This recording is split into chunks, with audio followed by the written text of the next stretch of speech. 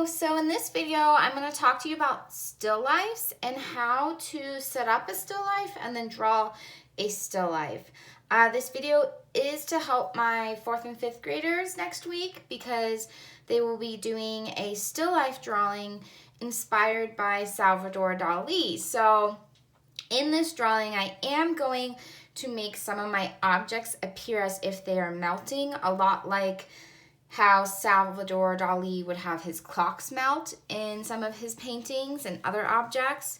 So for a still life, you're just drawing from observation. So I just pulled 3 objects that I'm gonna set up over here, and then I'm gonna draw them. So I'm gonna set my objects up in such a way that I can study them. I'll try to keep them in the picture too. You're gonna be seeing them from a bird's eye view right now because of the way where my camera is.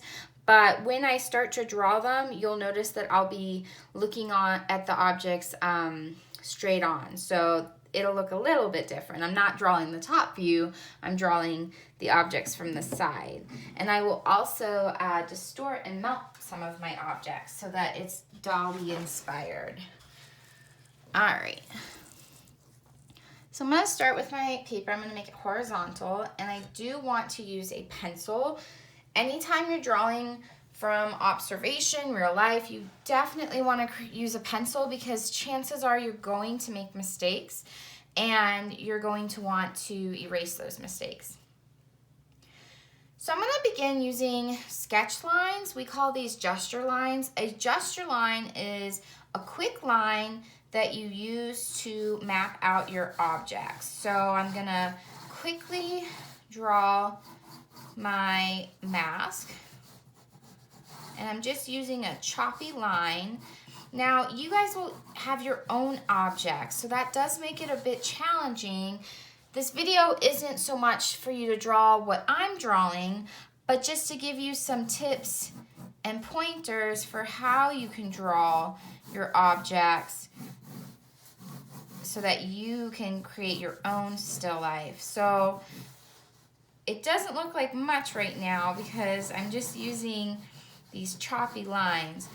And again, these are called gesture lines. So the best thing I can recommend to you is when you're drawing, try to break things up into shapes. So my little cat, for example, this looks very round to me and the ears are like a triangle.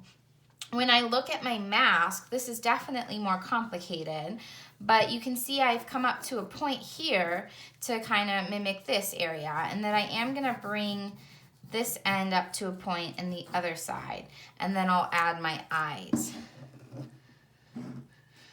All right, so typically when you're drawing a still life, you don't want to move your objects because you're going to draw what you see. So you're drawing from observation. I'm still using that sketch line, and that's fine. If your drawing ends up being just sketched out, that is totally fine. I just want to see that you're trying to draw from observation. And then all my feathers are over there, so I'll come back to that. I want to see that you're drawing from observation and you're trying to recreate some of these objects, and your objects will totally be different. All right. So I got my flowers, and again, thinking about shapes, I'm gonna add some of those circles.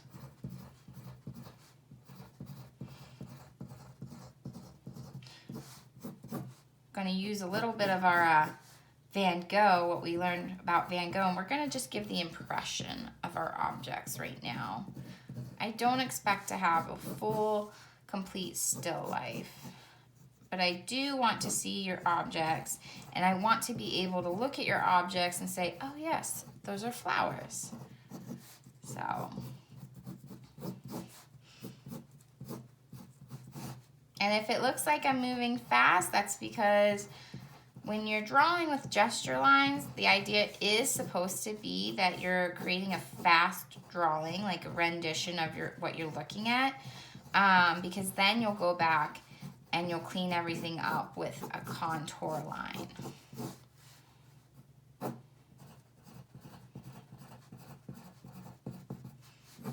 Alright, so that takes care of my flowers, which you can see. I'm just trying to create that impression. Now I haven't melted anything yet, and that's the idea, is I want to melt something. So I'm going to actually melt the feathers on my mask. So let me just clean up my mask a bit. Trying to add some of that detail.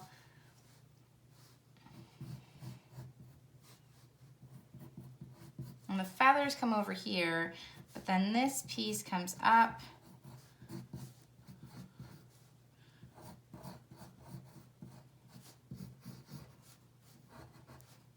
And then around. All right, cool. So then I can erase that back line because I don't really need those anymore. So my feathers, I'm gonna get a little funny with this. Feathers kind of, they come around anyways, but I think I'm gonna really exaggerate my feathers. And I'm gonna have them melt all different directions. And then this one's gonna be like melting out here.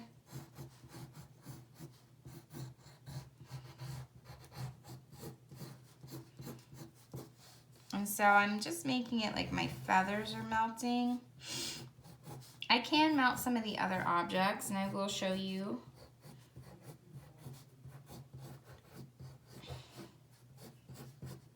So my feathers, you can see they're melting down. And so that's really kind of creating that Dali. I'm like inspired by him. So if I really want to push the Dali though, I might melt my cat. So I'm thinking about how I'm going to do that. So what I might do is, this is going to take a lot of, thinking. You might want to think, okay, so if my cat's melting, it's probably going to create a puddle. Anything that melts creates a puddle. So I'm going to want to bring that out like there's a puddle coming underneath it. And then even though my cat, you can see the eyes are up here, I'm going to move the eyes so that they're melting, they're appearing in different spots. Because we really do want this to look more like a Dali piece. So we want to get a little kooky with this and let our imagination run wild. So I'm going to leave the ears where they are. But I think that's good to just have that melted cat face. Of course, if I wanted to melt my mask, same thing. I would, maybe have like this dripping. So there's lots of ways things can melt. Things can melt like a puddle. It can drip melt. So now my mask is literally melting. So think about like what object you're studying, can you add this drip effect?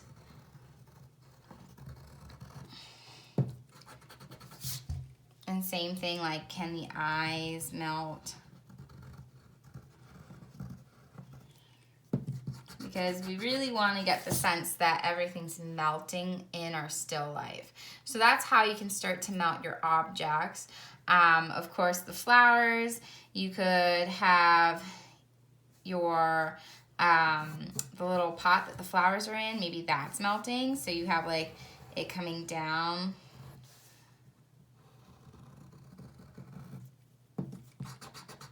And then you can show like,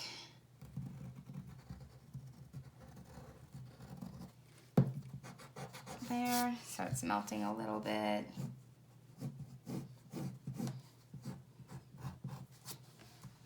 Alright, so there's lots of things you can do to make your piece inspired by Salvador Dali. You can go all out and have your objects all melting. You could have one object melting, and it's just really just have fun with it. This is kind of a challenge because you're drawing from observation and you're sketching things out and using those gesture lines, but then you're coming back, contouring a bit, which just means we're creating a more solid outline. And that's when you're gonna start to think, okay, how do I want this object to melt? And I have to, you have to think about how objects melt. So you could, trying to think safe things you could melt. So like if you, with your parents' permission and supervision, you could take a candle, light a candle, and just like pour the wax onto something and watch the way the wax melts. That's one thing. You could take an ice cube, lay an ice cube down, and watch how it makes a puddle when it melts. So there are different ways you could observe melting objects and then draw those. So if the still life part is too challenging and you're like, oh, I don't know how to draw an object melting, then take something literal like an ice cube and draw the ice cube, and then show the puddle and draw that melting. So the idea is I want you to draw from observation and draw things melting, so that you're really trying to create something inspired by Salvador Dali. All right, so I hope you have fun with this one. It's gonna be challenging, but it's also it's fun because it's your imagination. There's so much room to create and come up with something entirely unique that's yours. All right, take care, bye.